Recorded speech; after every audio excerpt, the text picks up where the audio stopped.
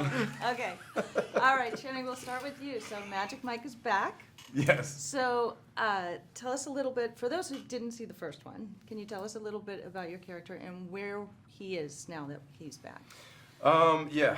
Okay. So the first one ended with Mike essentially leaving the world of male stripping, and this film picks up 3 years later. He has started his furniture company dream. Personal businesses are hard. Being your own business owner is tough. His personal life hasn't quite gone the way he dreamed it to go, and these just old spirits of old ghosts come back into his life at a very interesting time, and I think remind him a bit of just himself and reawaken something that might be missing in his life, which is them and their friendship. Great. And Twitch, you're new to this story, so can you tell us a little bit about your character, and also how did this project come to you? Of course. I played Malik in the story, and the way this came about was, there was word there was a sequel being made, but then also just through Channing and Jenna, I heard that there was they were kind of tossing my name around for the part of Malik. And as time went on, I took a meeting with Channing and Gregory. They asked me if I would be interested and interested in taking my clothes off in front of people. I was like, "Yep, I sure would." Yep, I sure would.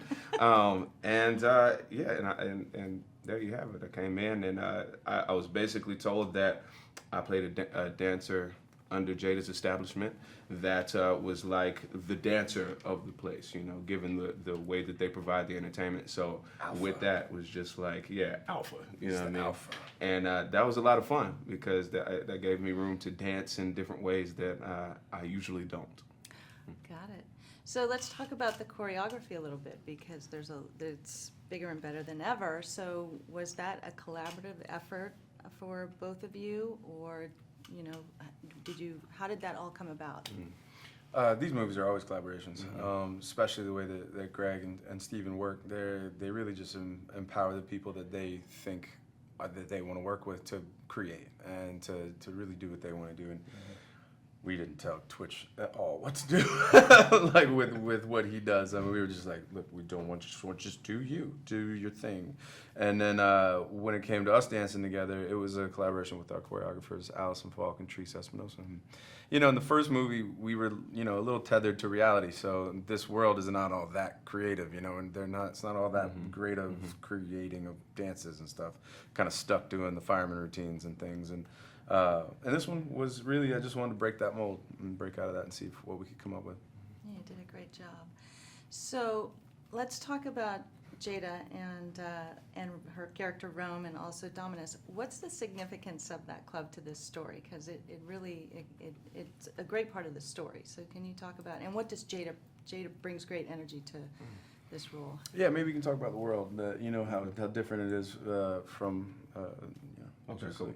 So the world of Dominus and the world that Jada provides for the people coming into it is it's not just one thing. It's not necessarily one form of entertainment being shoved on you, as opposed to a plethora of things, because that alone is one of the underlying themes of the movie is kind of listening and providing. Right? So as opposed to being like, this is the set routine we have for you, we kind of switch it up and walk around and tend to the individual needs of everybody sitting around, because all it takes is a question, whether it be verbally or, in my case, when I'm walking around the room, just looking at how a lady is actually moving to the music as I'm walking towards her. All those are telling things. So she did a really good job of switching that whole format, as opposed to you're stuck with this show, as opposed to you're actually going to create the show now that you're here. So tell us what to do. Yep. That's great. There's a great balance between the females and the males in this. Was that intentionally done in writing the story? It was the intention to want to do that. We can't take credit for what those powerful women did in the story, because they really helped write their part. They had a very, very strong hand in the way that they wanted to be in a movie, especially like this. And we couldn't have done it without somebody that had a real vision for it, and each one of them brought their own thing to it. Now, both of you are dancers by nature, and the other guys, I think, had to train a little bit harder, but did you have to do some physical preparation for this role? Because there's a lot more involved in this time around with the dancing. Of course. Yeah, we trained, especially our dance, even you did it not in a strip club would have been tough, and you gotta really clean those things up, because the gag is that we have to be right on on top of each other. There's a sort of performance, and sorry, that's probably a wrong choice of words. Right. On No, this, it's on actually this right. movie. No, that actually worked. No, absolutely, that worked. But yeah, like I don't think Kevin's been breakdancing since he was a little guy. So Yeah. and his knees don't work no more. So if you watch the first movie, Kevin's in the back, and while we're doing these like the kind of jumping jack things Right. in the 4th of July dance, he's not moving his legs. It's just his upper body going like this. I love him. He's my favorite. That's so funny. Now, music is obviously a huge part of this film. How did that come about? Did you have any favorite songs out of the film, or favorite songs to dance to while you shot this? Man, I mean, all of them to a degree. They're all like anthems, and we brought in some new ones that hopefully will become anthems after this. Yeah. But I mean, I got to dance to mine. So I mean, I got my order. So I'm sure that everybody's got things that they wish they were in the movie, but I got all mine.